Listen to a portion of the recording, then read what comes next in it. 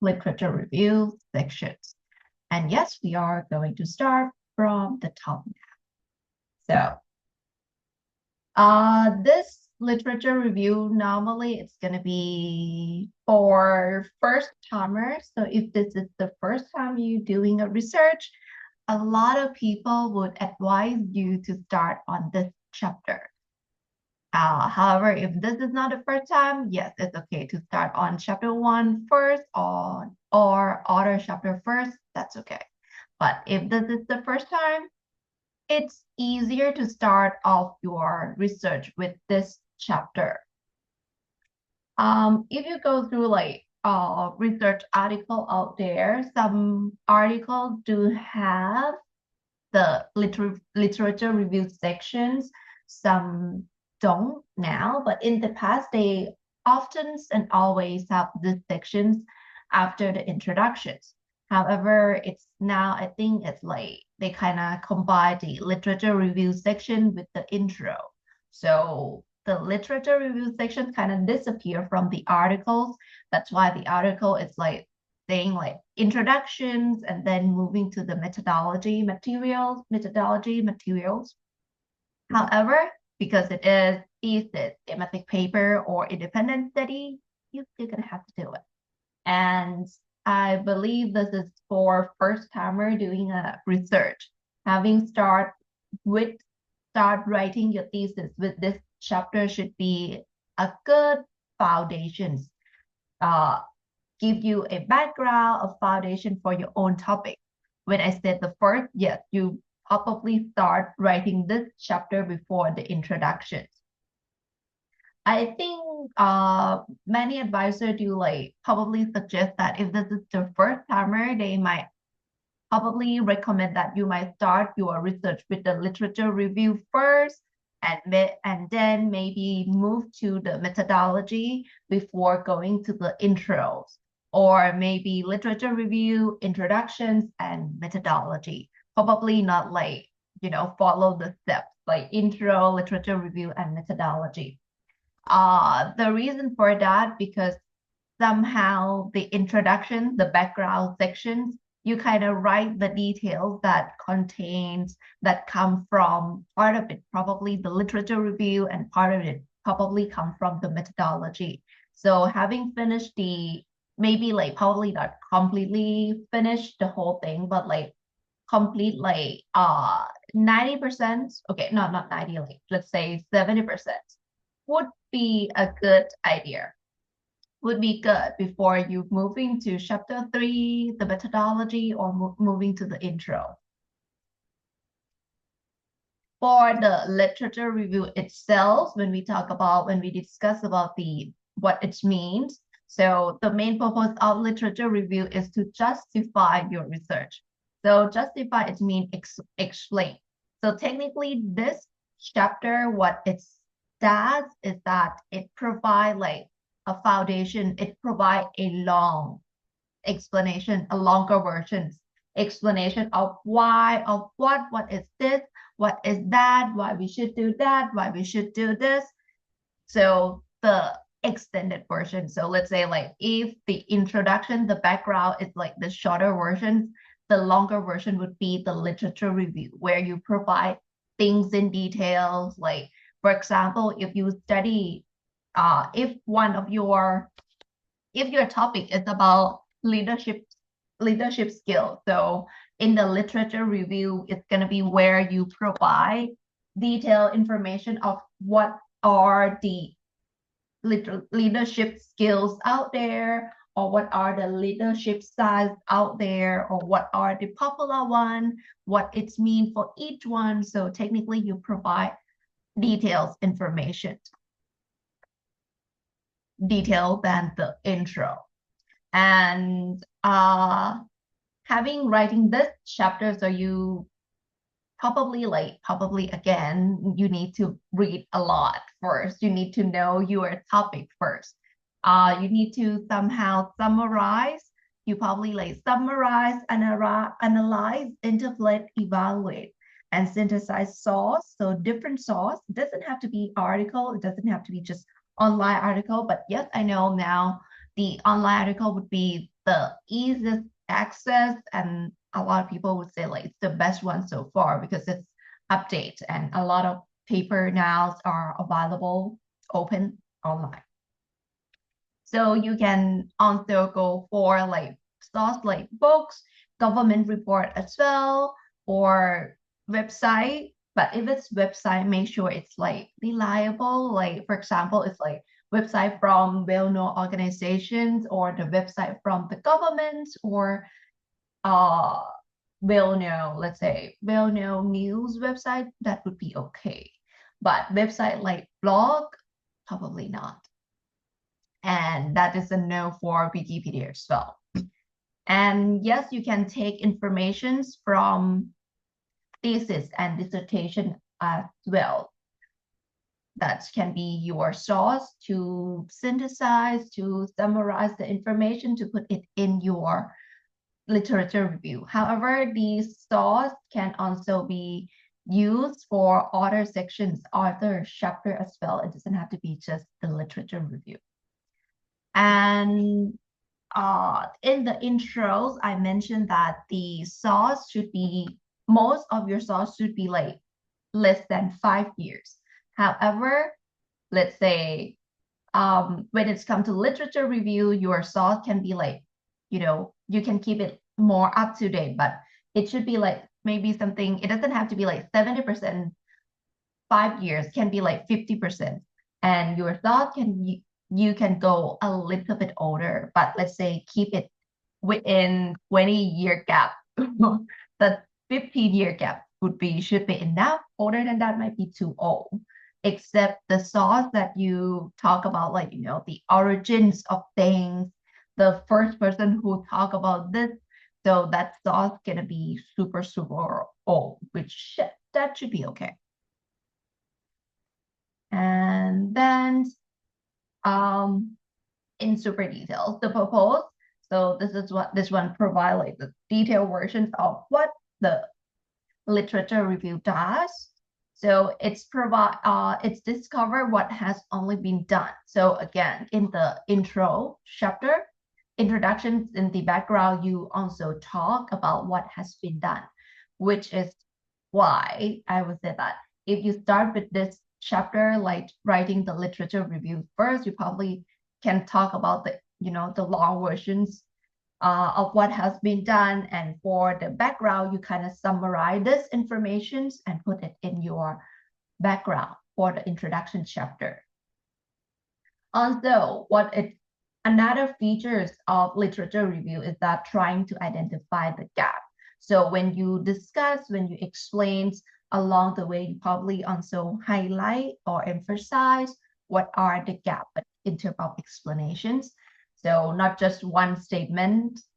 In the background, in the introduction, you say like gap of research can be one sentence, but for this one, literature review, when you talk about the gap of research, probably the longer versions, maybe you explain like what has been so far, what have not been so far, long version.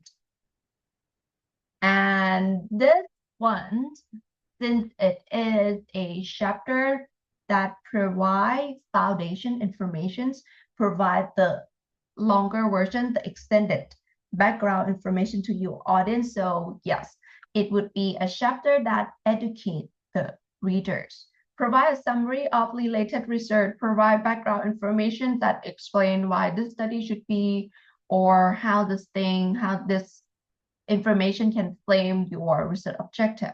So the information that you write on, so this is going to be a chapter if like the audience doesn't understand the theory, some key concept, they can go to this chapter to read for the full, or not the full, but let's say the long version, or maybe the full version. Yeah, it's possible.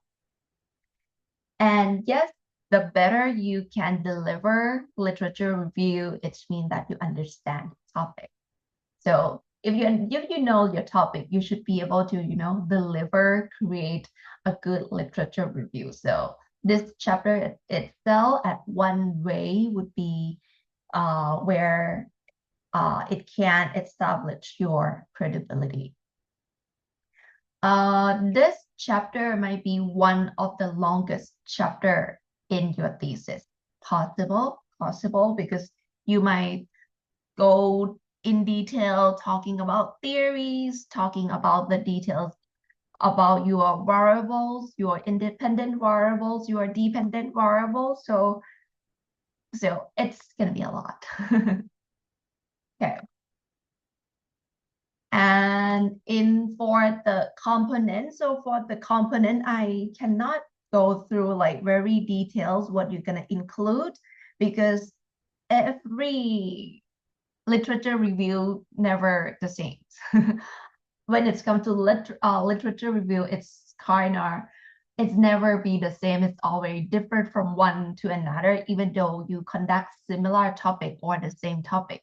But the way the author or the researcher decide their literature review can be different from each one. But let's say, for examples, what I can give you is that the guideline of what you probably gonna see. You're definitely gonna see in your literature review. One of it is the theory and its details. So the theory and its details, or maybe if it's not a theory, it might be a key concept, key theory, the core focus, or maybe your dependent variables, your independent variables. So one of those things, you probably, because it is the key concept, it is the key thing, the main thing of your study. So definitely this would be the one that you should explain in details. So again, if you like maybe in your intro you talk about like theories that have 5 components, maybe you explain it in the 5 components in one paragraph. However, in the literature review section, you probably again explain about that process or that theory, because this theory that composed of 5 components is the key theory.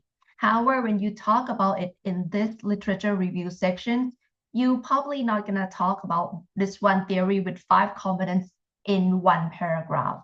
You might explain it in super detailed versions. So maybe you talk about what the theory mean itself first, what it mean, what it can do, what it does first. And then for each for each component, you probably explain each component in detail. So maybe you might end up with 6 paragraphs for explaining the key concept, for examples. So the meaning definition itself and 1 paragraph, each paragraph for each component. So that's the idea for you to see. The literature review section is the extended version, something that you mentioned in the intro. Maybe you mentioned like 1 paragraph. However, when you mention this thing in the literature review, it might be expand into the longer versions that might be turned into like 2, 3 paragraph, who knows. Another things that you probably mentioned about let's back to the theory. About the theory, what you're gonna explain, what theory you're gonna explain, this is what you need to decide. So based on your theories, when you figure out, let's say, when you start to figure out what you're gonna do, you will start to recognize that what is your key concept. So start from that, then this is gonna be the first thing that you mentioned in your literature review. The good and easy example is that you probably definitely discuss about your independent variable, dependent variable, moderated variables, or if some people study about like certain disease, let's say COVID. I seen a thesis from COVID related to COVID. So the key concept is COVID, which meaning that the first section they talk about COVID, like the diagnose, the treatment, the symptoms in details, things in details. And when you explain the theories, again, you need to back it up with evidence, which means that it's not just you keep writing. You need to have time to time, you need to provide reference based on the information you present as well. Like when you summarize the key concept, when you explain about the key concept, you need to explain as well. You need to add the source where you take the information about this key concept from. So reference needed. This is going to be one of the sections, one of the chapter that you have a lot of reference integrated in this chapter. The second thing that you probably, and most of you probably have, is the one that called related research, or somebody call it relevant literature. So either the word related research or relevant literature, it's the same thing, just different way of calling it. Related research or relevant literature, it means that this is where you provide a summary of research that's similar to yours. So technically, just to present that your research is interesting, your research is one of your research, to present your research as interesting, or that somehow you need to show that, because based on your topics, what are the research out there that's similar to you, and based on your topic, or maybe similar to your topics, what are the author research out there, and what are their results based on their research. Or in the shorter, simple meaning is that is the related research is that you provide a summaries of research that similar to you. Similar to you, it can be in terms of variables, or maybe similar in terms of the key concepts. So because later in the discussion, you need to do some kind of comparisons. So this section gonna be the section that you provide, here are the research that's similar to mine, and this information you're gonna use later to compare your research results to their research results. So technically it's a summary of previous research summary, but it's not like taking their abstract and put it yours, no. But we will talk about like the details you can include later. The next one is instruments or tool, or maybe materials. Some of you might conduct a laboratory test, or maybe experiment. You might use certain materials or certain instruments, which is very important, the matter one. So with that, you probably should explain a little bit. Or in another case, that the instrument here can be the instrument to collect the data. For example, is that if you collect like a survey, let's say survey about satisfaction, and when you need to pick, because in the methodology, you're going to say like what instrument you use. However, before you can go to the methodologies to explain like I use this instrument, the literature review section is going to be where you present all the available instrument that you can use. So all the available instrument that you can use, and at the end, maybe you kind of try to summarize why you prefer this one, why you're going to use this one. So for example, if we talk about survey, satisfaction survey. So if you search, if you put on a search out there, you're going to see that there are many satisfaction survey that you can apply in your research. So when you write your literature review, you might talk about like, the three top satisfaction survey that often used in a research, or maybe 5 of them, 3, 5, who knows, up to you. And at the end, you probably need to explain why the first instrument, the first satisfaction instrument is the one that's going to be applied, that's going to be used to collect the data. So if let's say if your research apply or gonna employ instruments, and if the instruments out there, there are variety, there are choices for you to choose, you kind of need to explain why certain instruments choose, certain tools choose it. So, but in the methodology, we're not going to explain why this one is choosing. So, because we just mentioned like we're going to use this materials, we're going to use this instruments. The why we're going to explain in this chapter. The literature review where you explain, okay, I'm going to use this instrument because it's that, it's that, it's that. The another possible information that you might talk about is research approach. Some of you might conduct a research with maybe your research approach or research design that's a little bit complicated.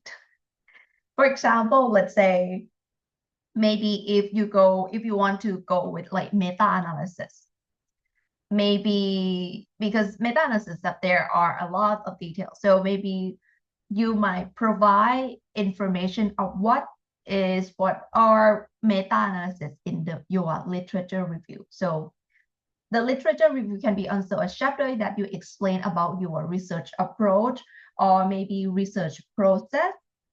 Or let's say if you conduct a mixed method, there are many types of mixed methods. So if you choose one of it, then this is chapter, maybe the chapter, this literature review chapter going to be, one section going to be like you explain like, okay, since I picked mixed method, but since you pick exploratory mixed method is one type of mixed method. So in your literature review, you probably talk about what is exploratory. What is it? And the good thing, the benefits, the drawback, the challenges, because of the challenges of this research method. So it is possible. So I'm not saying that everybody needs to talk about their research approach in the literature review. Some of you might choose to talk about. It's like I would say that especially those like come or have complex, or maybe your research approach have different phase, different steps, different process, just to make sure that your audience can understand how it's going to go. So we have a longer versions of how this thing going to be employed. So you can do that in your literature review.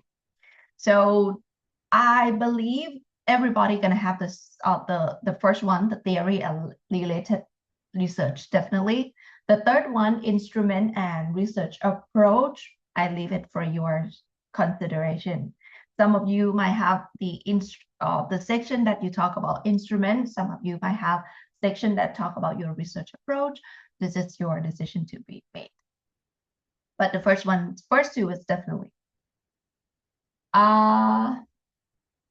And that's the idea the details that you probably seen in the literature review.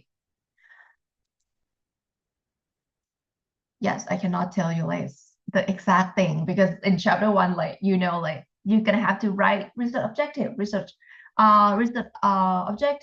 questions, glossaries. But when it's come to literature review, it's like you need to design your own literature review.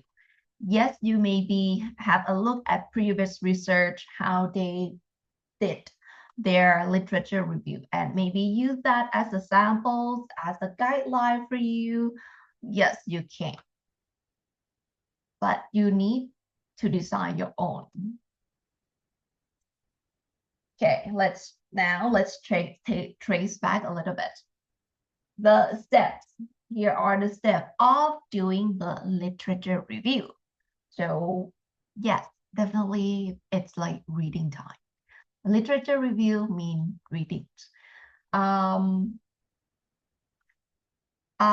Let's start like from the very top of that.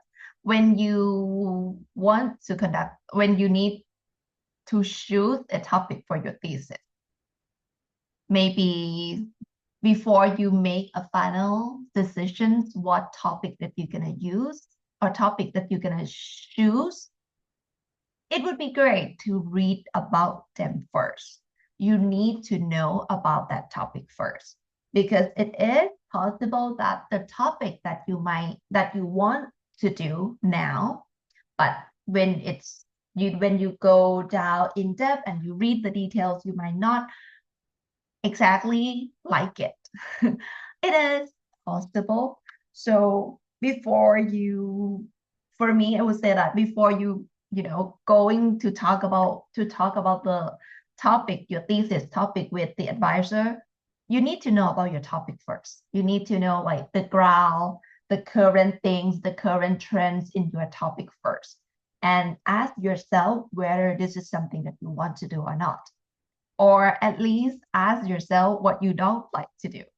Because I have like, this is a good example of that. One of the students said that I don't like blood. So one of her requirement in the research is that she's not gonna do any like any research that she need to inject the blood. So I think sometimes people have things that I just can't in life. So that's something that you need to think about it before choosing the topic. Because some topic you might do, animal testing. If you don't like that, you probably need to maybe move to the next best one. Or if you don't want to like go down, go to the fields to collect the data, the next best option may be meta-analysis, systematic analysis. Can you go with that? And if you read about systematic, are you happy? Is it possible to be doing or not?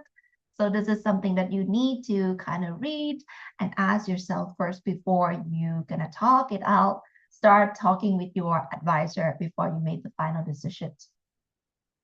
So during that process, I would say that yes, you need to go through, read a lot of paper, and not 10. Definitely not 10 articles, probably like 20, 30 at least would be great. So at least you need to know like what the current trends. Let's say if you want to do a topic about elderly something, okay, maybe you need to talk like what are the famous topic that people often talk about, often conduct research on elderly. What are the popular variables? What are the popular theories that apply? So these are the baseline that you need to know, and start reading from that. Start reading screenings. When you read, you don't have to read the whole paper. Maybe just go through the title first, screen the readings. When you screen a paper, the easiest way is screen based on the title. However, sometimes the title does not always reflect, especially in social science. Sometimes they kind of put the title a little bit dramatic. So the title might not always reflect. So go to the abstract as well. If you really like it, maybe you go into the detail. Yes, you can use all the AI tools to help you read the paper. I have like the word select screen, evaluate, and download. Download is mean that the one thing I found that I think is a good thing is that when you find the one like the paper that you felt like, oh my God, this is the paper I'm gonna do. This is the article, and this is the topic. My research gonna be something look like this. Download the paper. Don't just press favorite. If you can download the paper, would be the best way so far. Download the paper, keep it somewhere, but download. So let's say if the articles that you've seen out there are, I think that's good. I think that's good. I think that's good. Download them if possible. Download them if possible. And when you download, okay, we're gonna trace back.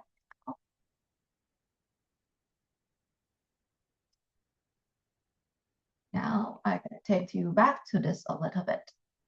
Download that. I think now a lot of paper you can download for free. However, some journals still not free to download. With that, what can you do is to go to the central library, li.mahidol.ac.th, and go down to the word e-database. Like right click, you can go just click. Oh, no, I'm sorry.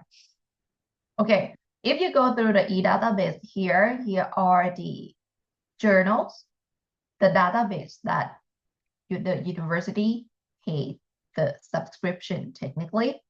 Because if you access without the uni access, you probably cannot download the whole paper possibly. However, like something look like, okay, as you can see, like, okay, ASM journals, American Society for Microbiology, something, MU access only. So these things are the database that I think if you access it by yourself, you probably cannot access all the full paper. So with that, this if you go through e-database, technically they provide the name of the database super long, A to Z. Like some of them are free, some of them like Taylor and Francis online. So you can have a look at that. These are the database. So to access the database with MU Access, again, go up in resource and then choose the word e-resource access. And when you click here, they do provide you how to log in Thai and English.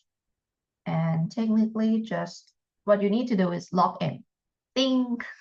And after login, technically it's gonna take you back to the e-database page, which technically they give you like the database that you wish to access. And this bit, after you access with this e-journal access here, you can access the journal with like universities access. The paid one. You can access the paid version one. Normally, if you access these database at the university, you can access it without the need to go through e-journal access. If you access at your faculties, you don't need to do it. However, if you are at home, you need this. You need this. Yes, it would be better to access to the e-journal access. It gives you broader and you can download the paper, but that's the idea. So a lot of this one to download and go through and read. So that would be your choice. Yes, some people you might choose to some people when they search for the paper, they probably use Google Scholar, which is another option for downloading the paper by the paper AI helping to this and that. That is another option. Back to the library website a bit is that the library do offer book loan. If you want to download or if you want to borrow books, you can search from the library website as well, like let's here. So normally if you want this one, you can like provide search on books, journal, thesis as well. So you can try a search here. And normally they provide like book search, but if you like go with single search, they gonna be the super search. This one gonna be where they search for books that outside the university's connections. So this one gonna be like search for books that within the library network. So that it can be like library from Thammasat as well. It doesn't have to be just Mahidol, but Mahidol library resource, this one is limited to Mahidol. So just in case if you want the book, they can like if I recall correctly, you can borrow the books and ask the library to send this to the closest MU library, Because let's say some of you study in the Payathai campus, but this book probably in Salaya, so you can ask the library to send the book to Payathai campus. You don't have to travel. Yeah. And also in the in the university's library website, there are also things that you can play along. Apart from like the trainings, there are e-database trainings, online trainings that I showed you yesterday. And another interesting one would be the AI tools for research. Yeah. Now, I think we cannot avoid that. It would be great to have AIs to help you search, right? I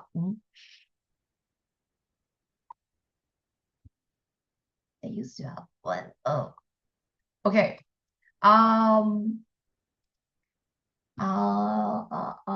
The university does pay for consensus. Now for the AI, let's say the article searchings, the university does provide this thing for you. Premium account for consensus. So I hope you heard about consensus. So consensus is one of the AI websites that provide article search. So that's what are if you just like you type your research question, type the title, and then they provide the related articles. If you access using the universe, but they do have like how to access, how to get the account. I think it's still available.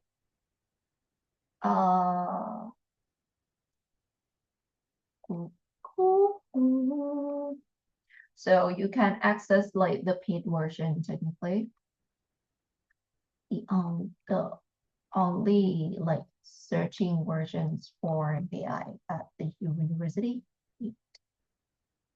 You can use technically you can use like the paid version, the premium version for concept if you want. Oops. There are if we talk about like the AI that used to search for papers, there are the famous one out there is like SciSpace. This one is SciSpace, gonna look something like this. SciSpace, Consensus, Connect Paper, Rapid AI. So there are several AI article searching for you to use, which I think is good. It's gonna speed up the time for searching. But even though they use for search, make sure that this is a tool, not just these things are tools for you to help you in terms of searching faster, but not doing the job for you. So like connected paper, some people they call it like it's help you to find the seed papers. They call like a seed paper, like the paper that very famous, highly cited based on that. So if you search like if it's like a big circle, it means like a lot of people cite it when they talk about this topic. So and it's come in maps. So they shows in maps. However, the free version, it's limit for you to do like 2 or 3 maps per month or per day. I'm not sure. Not haven't used for some time already. For consensus, it's gonna be already. So I do something like I search for does ice bathing affect muscle recovery? So if you just type the question, maybe your research question, or maybe a keyword that you interest. So they do provide answer, and here are something interesting is that this thing is the one that so far I've never seen in other AI article searching is this thing. Is that they provide the probability of like based on this answer they take from 16 and it's like 16 research articles. 7 said yes. 6 said 1, or not, like 6 paper, not 6, 1 paper, right? This is 1.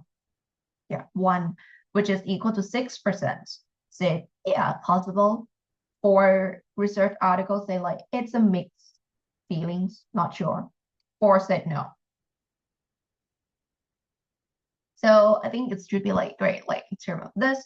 And they do provide like here, as you can check the source, where this and that, what is this and that. So I think it's a good thing. And the source here, I think, if I'm not mistaken, you can go, as you can see, like it's go with the word pro. You can choose like quick, standard, or pro, or deep. If it's like pro, it's gonna be the one that they analyze from 20 papers. Quick one would be 10. So if you not exactly just want to get a quick answer, maybe just use the quick one because it's quicker. The pro one do take some like minutes to calculate and analyze. And for deep, yes, it takes several minutes, maybe shorter, but they take like to the 4 to 5, who knows, to analyze the paper. Which these, when you search for paper, these things would do better than ChatGPT. Definitely. Now ChatGPT is better in terms of searching for like articles, but still, I would say that if you want to search and to find the source to back up for your introduction or discussions, these kind of AI would be appropriate because they do like saying that, okay, this is the source where I come from. One thing, if you're going to use this source, make sure you go for the full text or the detail as well. Check whether this thing does exist in the paper itself. You need to trace back and check your source as well. The good thing of having AI is that it speeds up your search.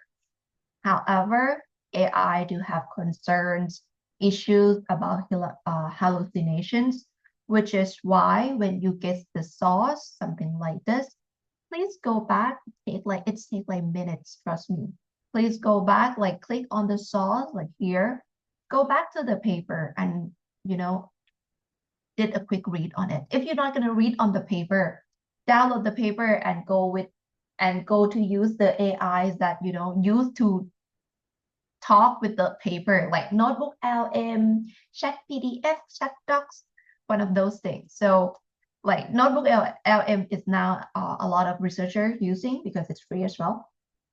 You can just like upload and talk to the paper because some people feel like, it's English is might not exactly my strongest point.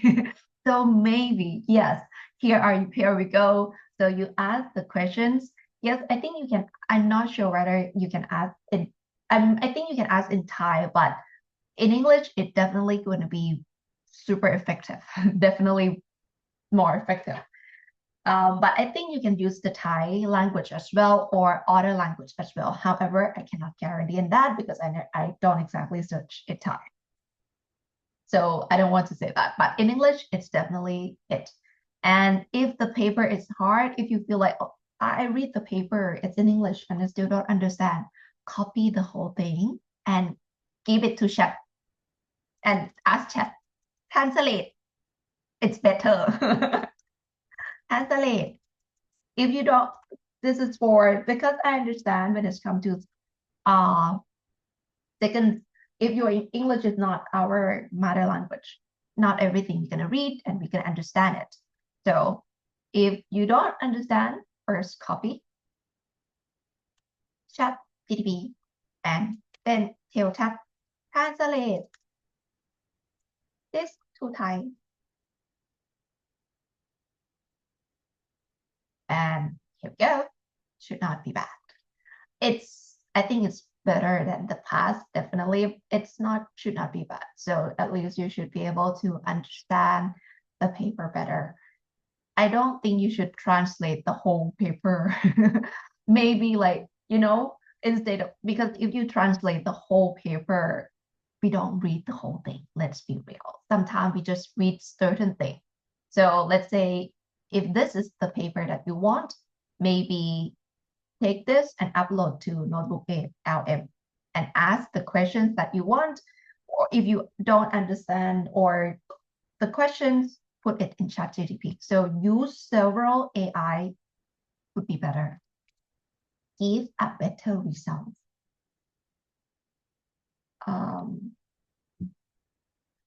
Okay, and so paper searching, consensus. Another one that is quite, I think it's quite famous in the searching mode is SciSpace as well. So SciSpace, you do the same thing. You can ask questions, research related. Also, this is interesting, would be this.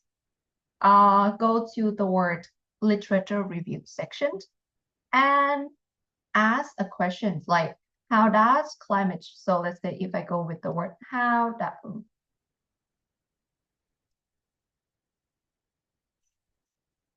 moment, ask me about it. I use the free versions, so I think it's possible as well. So I ask a question, so technically I type a questions. They are standard, high quality, and deep review, so try play with it. And let's say I take this question, doesn't come up there, here we go. So I type the questions, it's doing things, take some time. This thing, when you search for a paper, it doesn't mean that it's going to pop up immediately. It might take minutes, seconds, or minutes to analyze the data. One of the things that makes SciSpace famous is this thing, the annotated note. Normally in the past, before the AI, is one of the things that I would recommend is that when you read, when you have to go through several papers, when you read several papers, sometimes you forget. Sometimes you forget what you have read before. So what I would recommend is that when you read, you might consider making some notes along the way based from that paper. So when you come back and you want to review the paper again, you don't need to read the whole paper again. So create an annotated note. And when you have your own annotated note, it would be great in a way that you can use this annotated note to talk to your advisor as well. Talk to your advisor, so your advisor would see like, okay, what you have done so far. So like this one is a quick one. What is annotated notes? Technically, like you write a title, backgrounds, theories, summary of the methodology, summary of the results. So a summary of the sections that, matter to your research. However, if your research is an experiment, maybe you have an extra columns saying something like interventions, number of experiment group, the participant for the experiment group. So the columns here you can design. It doesn't have to have like just that. It can be more details, but let's say these one are the draft one for you, just for you to see, just to understand the idea of annotated note. And normally it was recommend doing the annotated note. And one thing is that when you create annotated note, you provide a summary of the research that relate to you, that you have read. And when you share, because when you choose a topic, you need to discuss with your advisor. And one of the things is that your advisor would want to know whether you know about this or not, you are truly understand about this. And to show that, and shows an evidence that I understand my topics. This is here. So this is one way to show your advisor what had been so far, what you have read, and technically you review the paper. It can be like many paper. So it might look something like this, or if you're gonna do normally I don't exact, if you have many columns, use Excel. So this one is the annotated notes that decide based on experiment. experiment. Okay, wait. Just want you to see the top recommendations.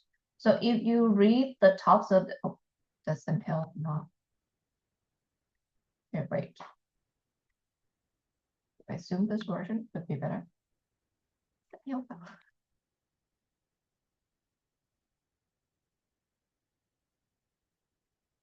Zoom in. You need to zoom in. So like this one is annotated note that that made based on the idea of I want to find information about this topic, but this topic that I'm interested in is experiment. So annotated note would be like start with author, title, years, the country of conducting that experiment, objective, definitely all the research you need to type like the research objective, what they do, the study design, what they use, research method, the setting, it means the countries, how many are the participants, the samples, the subject, research methodology, incentive. Incentive, it means money, whether when people apply to the experiment, whether they get the money or not, how long it takes, experiment period, follow-up period. So things related to the topic that I'm interested. So technically this thing, so don't worry. So decide you can decide your own table. One thing of this thing is that you can use this to discuss with your advisor and show like, because when sometimes you talk with your advisor, you just speak, you talk it out without evidence, without something, without documents, without paper. It's, there's like, the advisor might not know whether you truly understand it or not, or you just really do you think that really it is show that, but this would be a better way and technically an evidence. And when you type, it's gonna look something like this. The reason that you should do in Excel is because sometimes the rows gonna be like each row is probably very details. However, since you have this wrap text, so it can wrap up. And for the other things, it's going to be, the next one is going to be all details for the next one. And then go back and then wrap up. So this should be, better. If you don't have many columns, yes, you can do import. But if you have a lot of columns, Excel would be better. And this one would be annotated note. Yeah.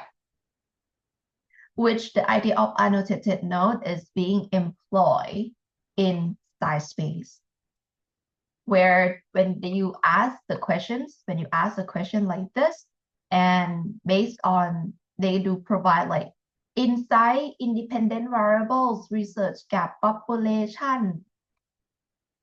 And yeah, if you keep going, like method use limitations, or if you want like extra information, like conclusions, objective, you just can add a columns. And this one, they technically like provide a summary for each column based on this paper. And the next one, number 2, gonna be this. The third one gonna be this, and so on. This is the first 10. If you want to see more, the second 10, technically just load.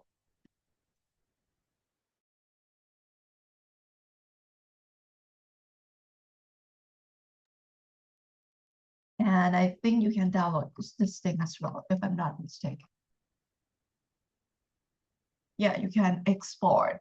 So Excel file, CSV file, so you can download it as well. So SciSpace is good at this. Or if the free version is limited, maybe you might consider paying 1 month for that. You don't have to pay for the whole year.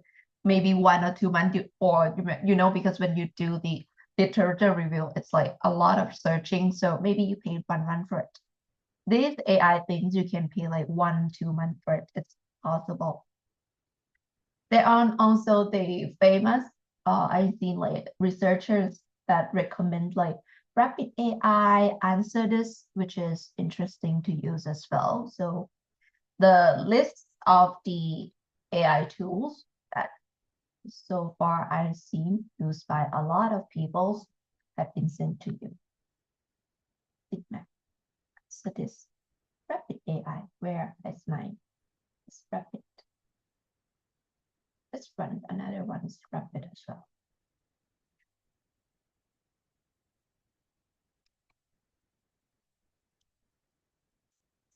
Remember a big one called Rapid.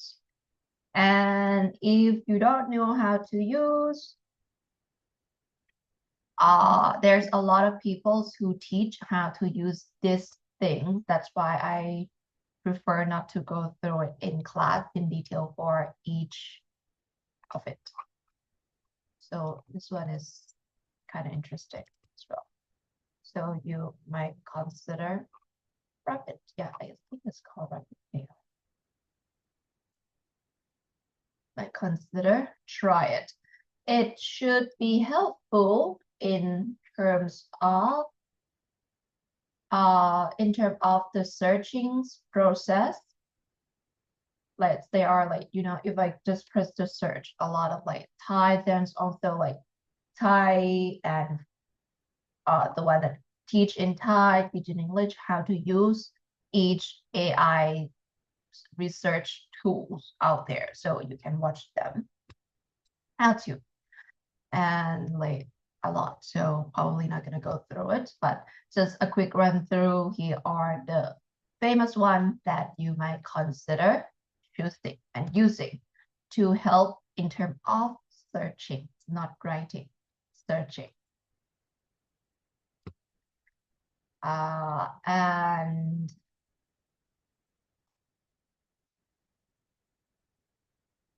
there's way too much thing on my this.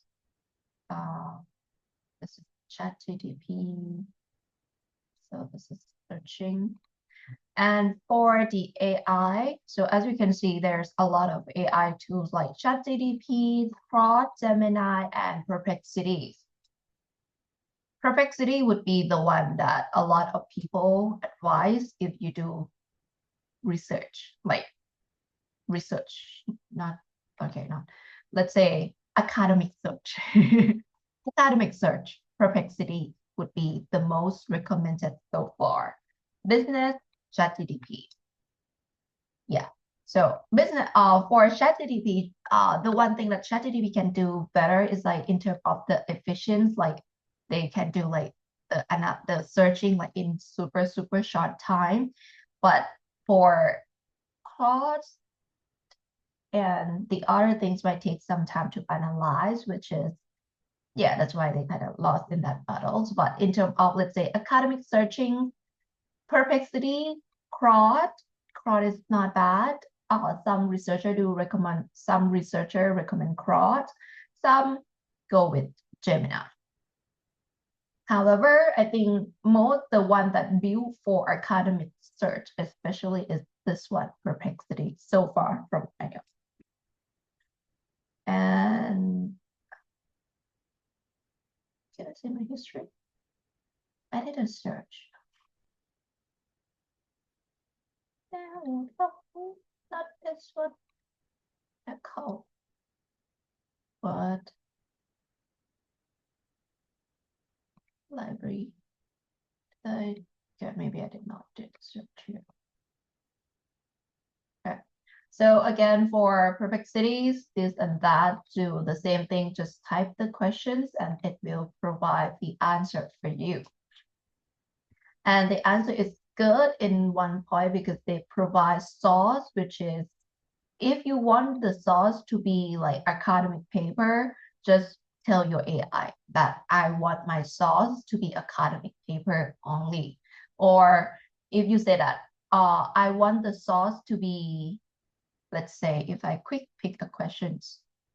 Pick the questions. Gonna go with like cold water. Oh. Actually, it's better to like provide one of those roles answer. Yeah, a full version. Like you might, when you write an AI, try to start with like, assuming you are an expert researcher with 20 years experience, something like that. It's always a good idea. Just like ask the questions like does what is the most common language in the world? What is the most common language in the world? Wait.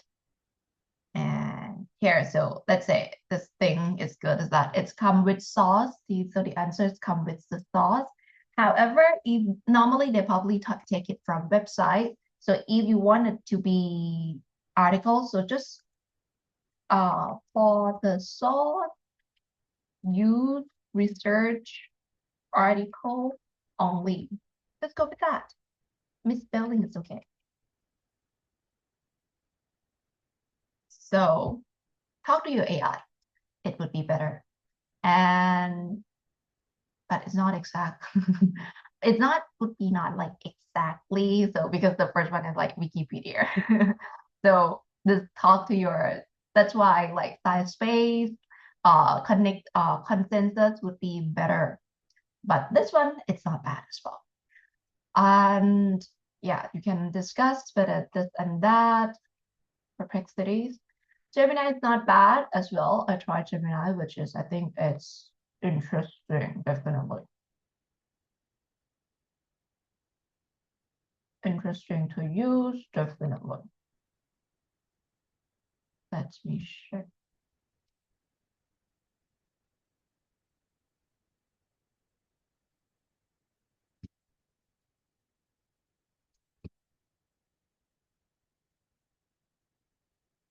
Because something look like this. I do provide questions, they do provide this and that. So I think it's not bad for Gemini as well. Now Gemini is quite famous.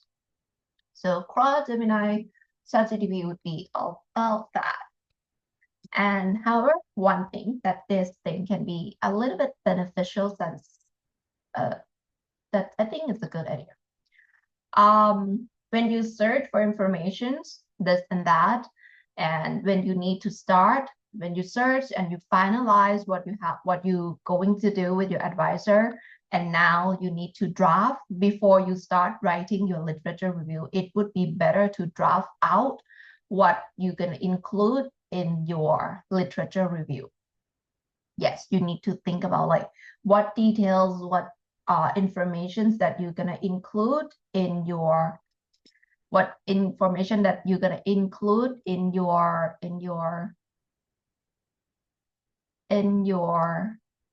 what you're gonna include in your literature review sections.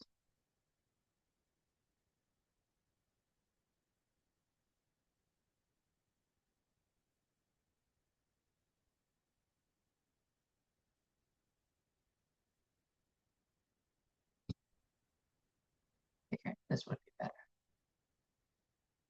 So if you don't know what, if you don't sure, if you don't know, if you're concerned and you worry what to include in your literature review or design your literature review, this is what the AI would be good at, would be interesting to use. Maybe you might start, you can ask maybe like, okay, maybe start with like asking, saying something like, okay, I have this topic, I have this questions, research questions, this is what I want, this is what I want, and ask the AI to draft out, not write, but outline your literature review. I think this is a good thing. So like this one, I just like ask you like, can you suggest the structure? I say something like, can you draft me the literature review in terms of like the outline? What should be the headings? What should be the subheadings? What I should include in my literature review? So as you can see, it's kind of interesting.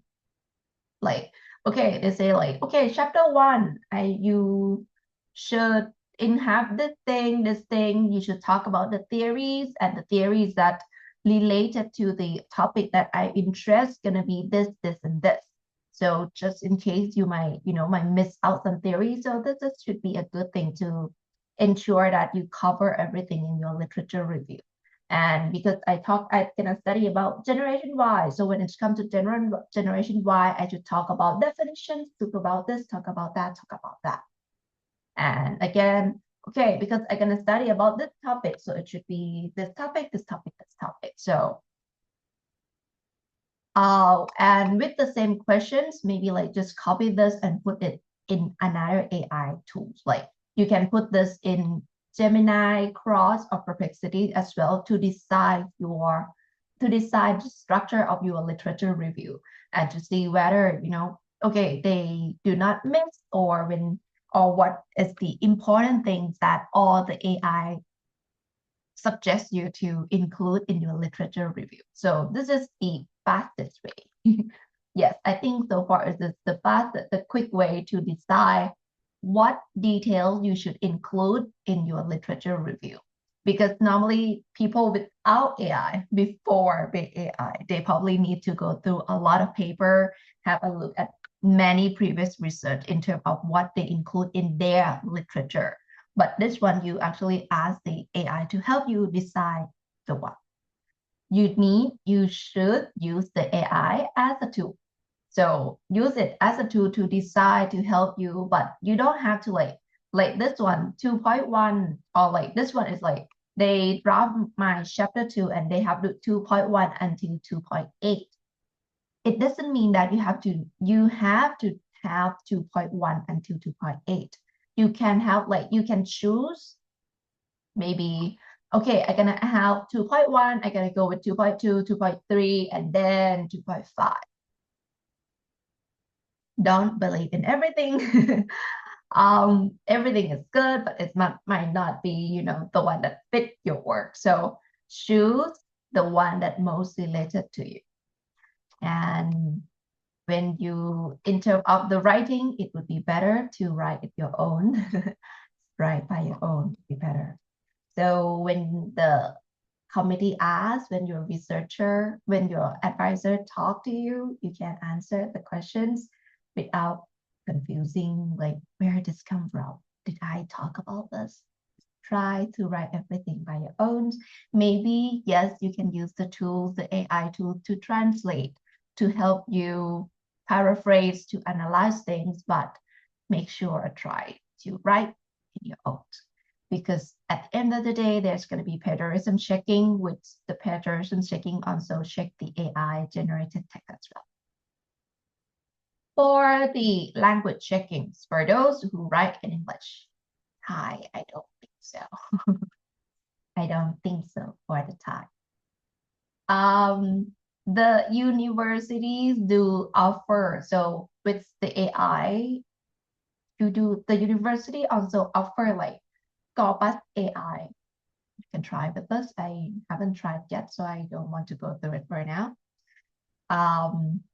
In terms of language checking, they do offer like Trinka.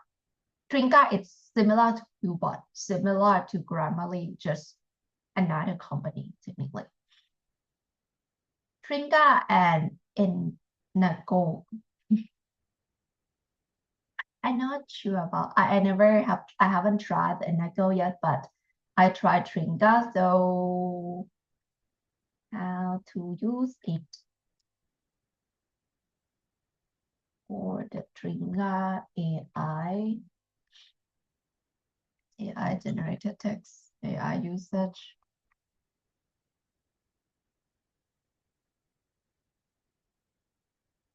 I'm sorry, but the manual for Trinka gonna be in Thai.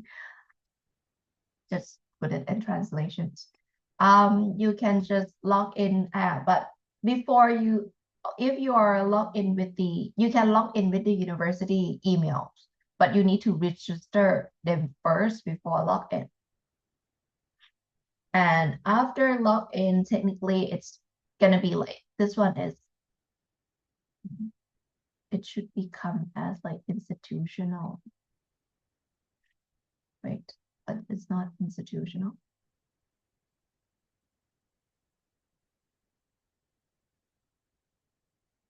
Normally it should be institutional. Moment. Not sure. Oh, okay, but it's come with the word upgrade. I don't know to still offer. Okay, it's not free. This is premium. Okay, it's not premium. This is the free versions. The university used to pay for Tringa. I don't know whether they still paid for it or not. Normally, it's going to be shows like institutional access, which you can use like similar. It's just truly similar to Grammarly, where they provide like grammar checking. So I just go through one of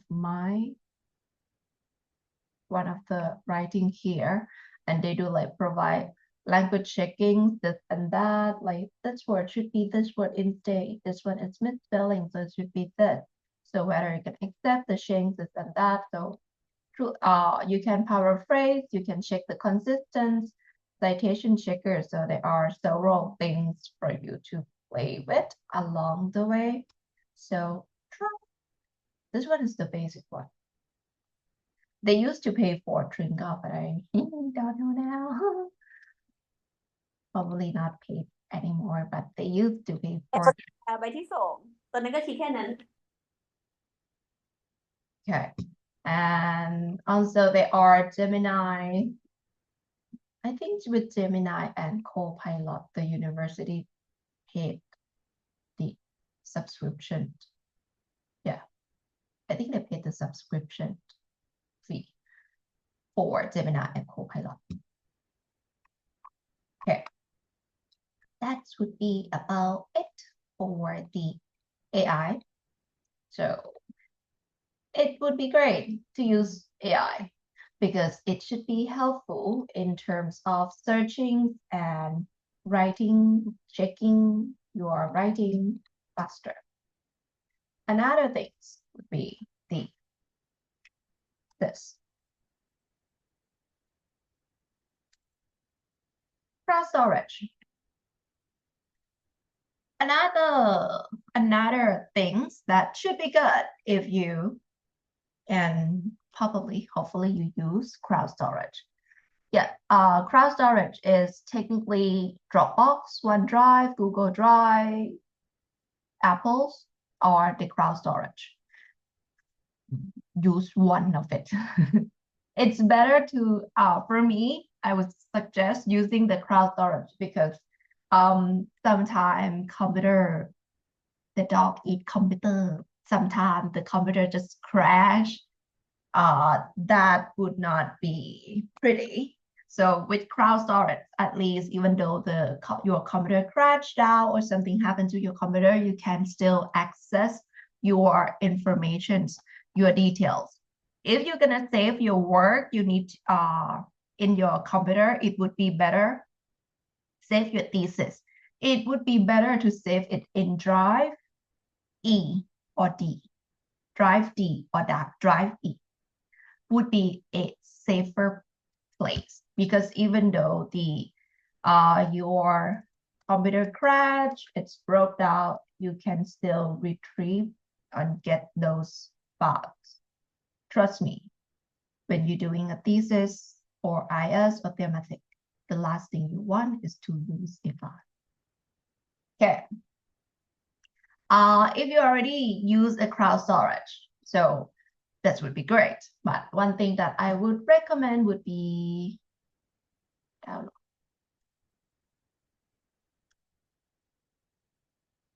Normally these cloud storage, they do have they do I'm not sure whether we should, it's not like a software. No, it's not software. Okay.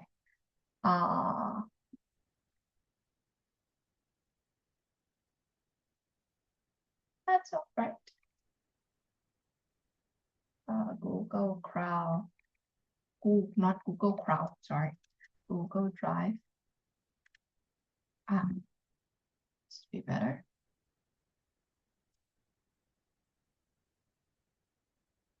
Yeah. So I think many cloud storage company, they do have like desktop version. this the software for desktop version, because normally, let's say, for example, if you save your work in Google Drive, normally when you want to upload the files, that you need to go to the web browsers and go to Drive and select the drive and upload the folders, upload your files, which might take some time. Or technically you forget to upload the files and that would be bad, right? So for me, I think it might be interesting to download the drive for desktop. So when you download the drive for desktop, just there are for iOS as well, for Mac, for Windows, you can just search. Like, I think OneDrive do have as well. And when you download the drive and install it into your computer, what it lead to gonna be this. Have a look at the left side. So Google Drive, OneDrive, Dropbox, Apple iOS, what it's called, I cannot remember. When you download the drive, normally you're gonna see, like, as you can see here, this is OneDrive, this is Google Drive, this is Dropbox, which is one of those cloud storage service. The good thing is that when when you install the drive, it's gonna be act as one folder in your computer. So let's say, like, okay, I use Google Drive, Dropbox, let's say. If I click to my Google Dropbox, technically when I save my work, I just like select the folder that called Dropbox. Normally, like, save to the Drive E, Drive D, so just that.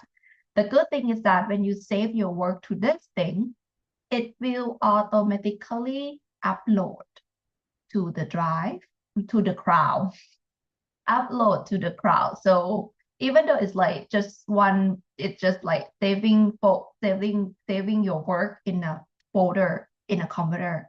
But this thing, the good thing is that even though it's like saved into the folder, but when your computers connect to the internet, it will automatically upload to the drive so that you can open this file anywhere. That's a good thing of it. So if you're not gonna go for Drive D or Drive E, this is another interesting option for you to choose.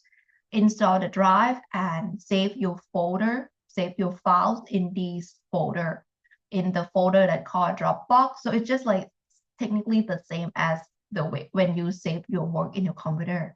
But the folder that you choose, it should be the one that called Dropbox. It should be the one that called Google Drive or OneDrive, whatever storage service you use. And when it's come to thesis, here's how to manage. Yes. Try to be a very, very organized person.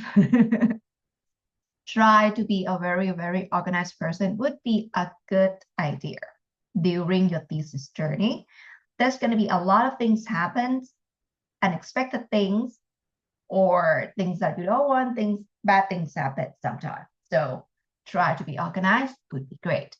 So here we go. I think this is the best way so far to organize it. When you save your work, be organized. Like when you divide things into different chapters, never save every chapter all together in one file, except you're gonna apply for graduations. If not, have one folder for chapter 1, one file for chapter 2, one file for chapter 3, separate things. So I have like start from like cover page, chapter 1, 2, 3, 4, 5, 6, because I have 6 chapters. If you have 7 chapters. If you want the folder to be arranged like this, put the number in front of the names. And then the folder gonna be arranged based on the number, not alphabet. So like I can, if you see like number one, chapter one, so you're gonna see like everything arranged based on what you want, what you design. And also not the chapter itself, save everything in the folder. During your thesis, during your thematic journey, do not repeat, do not delete anything except it's like super useless. If you decide that, oh, this thing is not worth it, and you're not gonna ever in this life go back to it, delete it. However, keep everything. You can delete these things after you graduate. Trust me. Delete later. Keep everything. Be organized. I know it's annoying and it takes time, but it's better. Be organized. So as you can see, I have like things like Achan this, Achan that, because when I discuss with this person, I have that and this. So I go to because it's a master. If you go to conference, maybe a folder for a conference, information related to the conference that you need to do, anything like related examples. I do go through previous study, previous thesis to see like the examples. So I have like folder called examples. If you collect data, if you collect interview data, they will have one folder called interview or something that reflects to your data collection. If you conduct the IOC, one folder for IOC. We talk about that later. IRB, one folder for IRB. Those who conduct a research in human and animals, you need to apply for IRB. And when I talk about IRB, there are several documents you have to fill. So yes, one folder for IRB. Or folder for things related to your master. I have like folder for when I did my proposal, when I did for my thesis, defense exam, whatever it is, a lot. So keep everything. Yeah, I forget to delete the things. Keep everything, which is also, as I mentioned at the very beginning, is that when you find the paper that you like it, save it.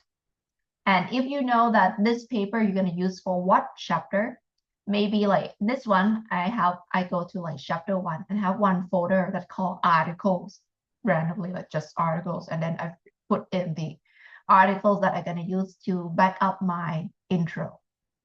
Just put it there. Trust me, when you need to trace back to find, to create the reference, it's not easy. Sometimes when you because it has happened that when you find information, then you know that this information I'm gonna put it in this part, this section in my chapter one, and sometimes you forget where it's come from. That's why saving the paper, or maybe after while you write at the same time, you have the proper reference in there at the same time. Not a bad idea. And this is it. And another thing is this. So as you can see, there are 5 files that is come from chapter 1. Everything is very not that much difference, but I have 5 files. The reasons I have several is that when you write each chapter, you're probably not going to finish it in the one time. You probably get comment. That's okay. Yes, that happened in life, and it's okay. If you may need to make adjustments. So whenever, let's say, maybe whenever you make big adjustment in your chapter, let's say assuming chapter 1, let's say that the lowest one would be my first draft, and after I receive comments from my advisors, committees, lots, I made the second draft. So whenever you make major adjustment, if it's like just spelling mistake, grammatical mistakes, fix very small details, maybe you can just save, as the same files. You don't save it as a separate files. However, if you make major adjustment mean when you add, definitely when you add or delete something big, maybe, or maybe one sentence, that is okay. Like add a paragraph, delete a paragraph from your chapter, save it as a separate files. Because sometimes when it's first look, your advisor say that, oh, I think this section is, we don't need it. However, the second, maybe the third consultation, your advisor might say that, do you remember the first paragraph you wrote and I want you to remove? Can you get it back? This is why a separate file would be a good idea.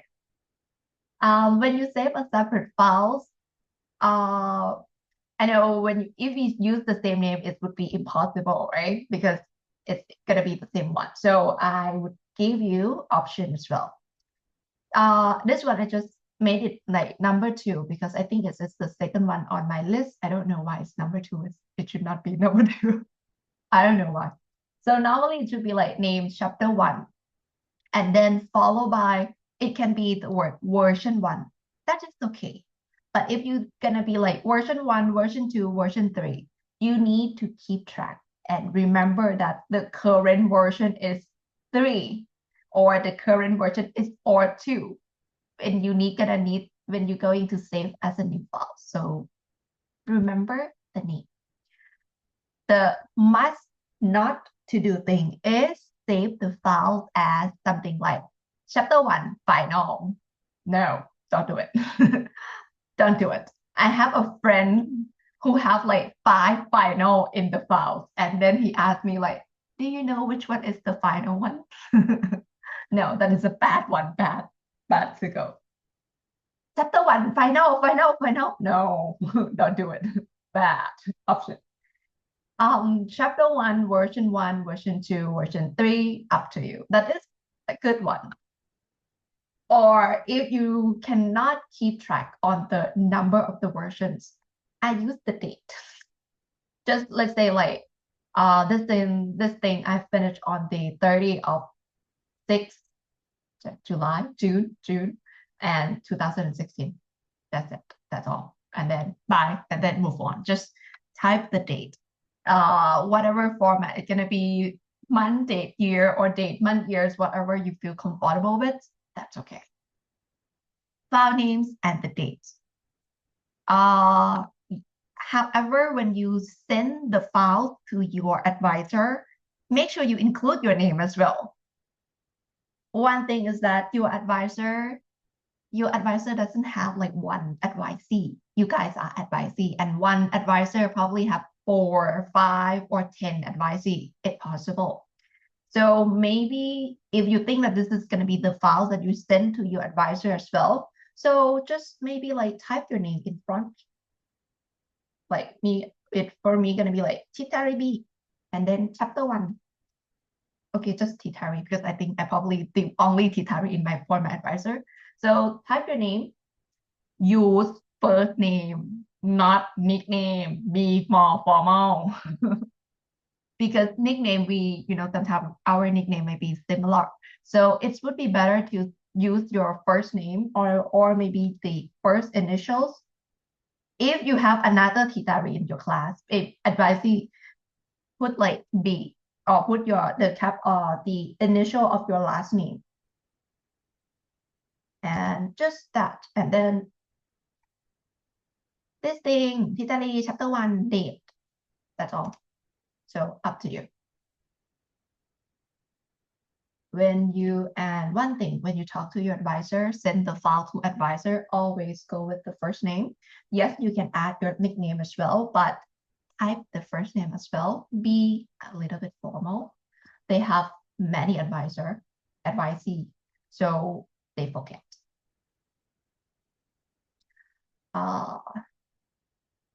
Okay, so here we go, like chapter 1. So like if you see, I have chapter 3, like 10, 5, 6, 7 of chapter 3. Tons of comments and goes and backs with this and that. So yeah, you probably not going to have like one version for your that chapters. I have 5. How many? 8, almost 10 for 5 for my results. Yes, that's a long discussion for that. Okay. So keep everything divide, be organized to your information, be organized in the details. If you receive any document from the universities or research related, thesis related, scan. If you receive like a paper document and it's research related, it's master related, scan it and put it into your folder. Because like one of the things that I think you're gonna get like the scan version, it's the paper version, it's like IRB approval letter. They're gonna stamp, they're gonna do this and that, and they're gonna send you with like paper versions. So with that paper version, scan and keep it in your computer would be better. We lost things, trust me. And even if, yes, I think you can ask like for a new one, but the system gonna be long. So yeah, and everything. Keep everything. I will see this and that. Yeah. Okay. So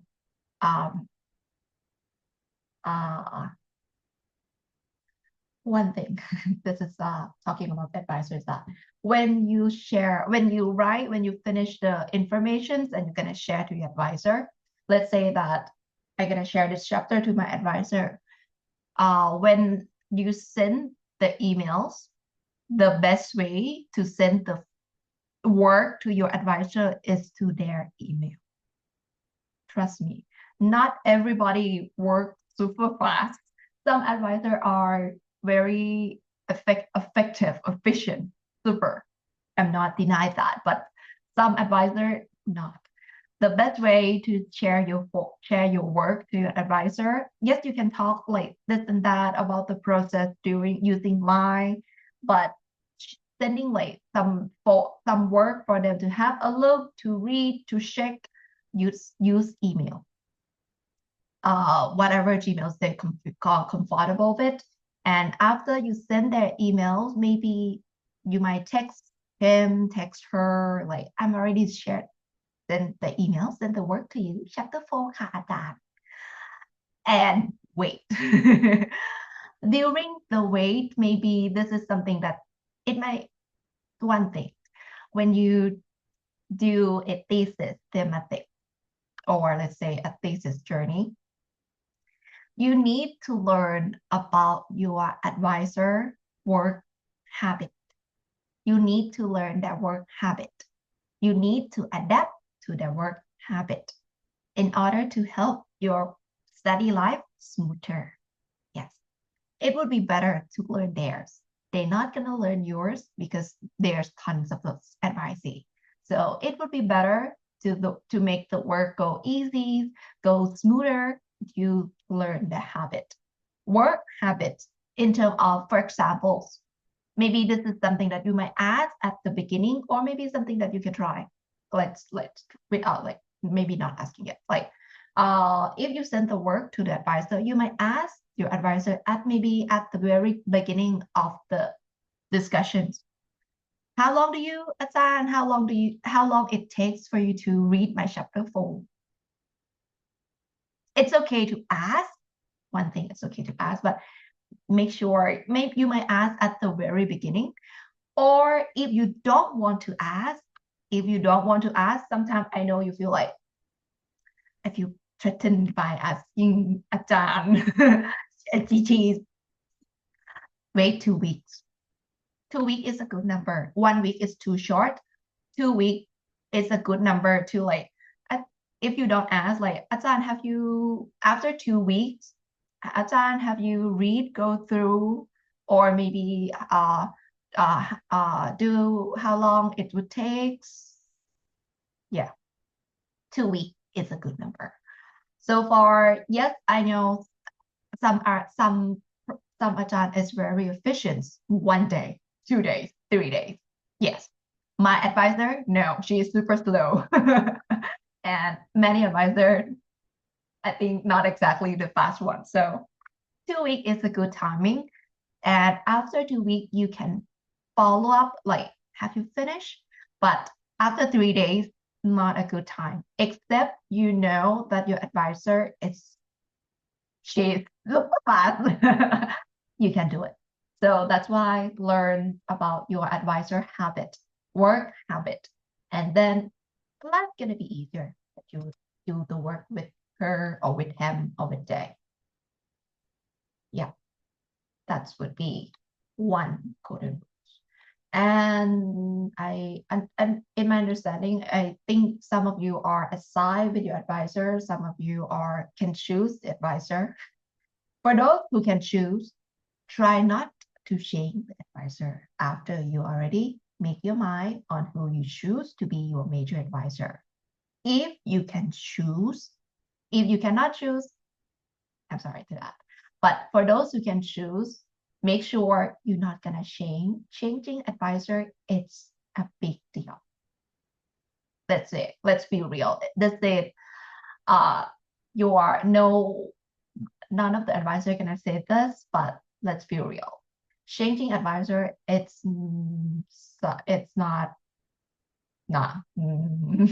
Try to stick with the one that you got. I know some advisor can be very, very hard on you, but sometimes let's take that as like maybe what if they hard on you, it might help you to work faster or might help your work to be better. Because I've seen one of the advisor, like I seen many advisor who kind of hard on students, but at the end of the day, I feel like their work turned out to be better than that person expected. Their work turned out to be, wow, this is big. This is something that you can publish, even though you're master student, even though this is a thematic paper, but you can publish. The work can be better than anything. So this is one of the life interesting things to stay up with. Okay. So that, okay, before the breaks, a quick review to this.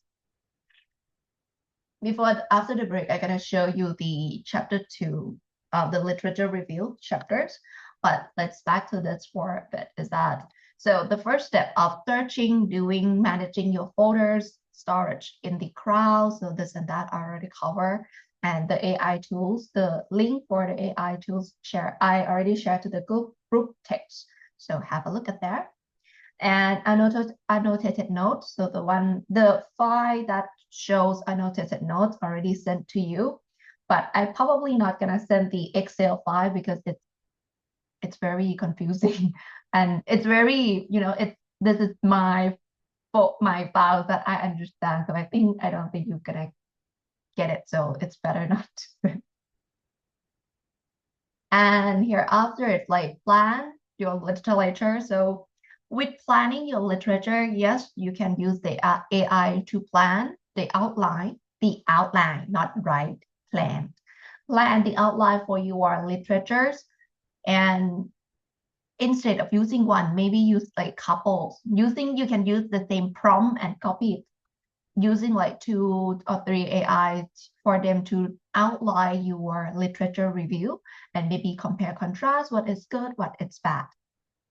Normally they're gonna they're gonna organize for you as well what should come first, what should come next. However, at the end of the day, you should be the one who decide what you're gonna cover, what you're gonna include in your literature review. The last one is like start writing it. So when you start the details inside, the literatures, you can have a look at previous studies. Probably the details inside, like in the detail, the way you explain technically, like provide definition, this and that. Like, okay, let's say if you know that you want to talk about the definitions and of this concept, but you don't know what definition to be include, maybe have a look at previous study would be a good starter.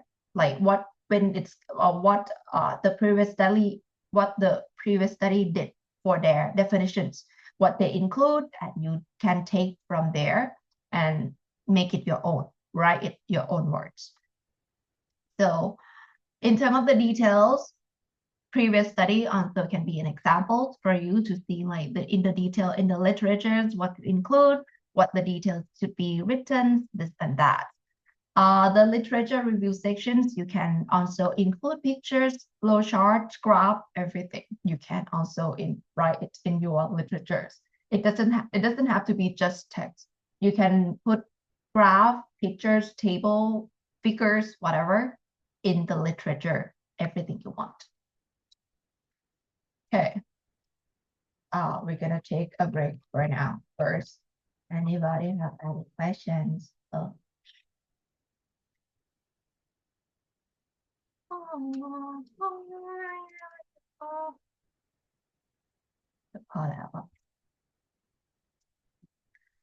Let's take a break.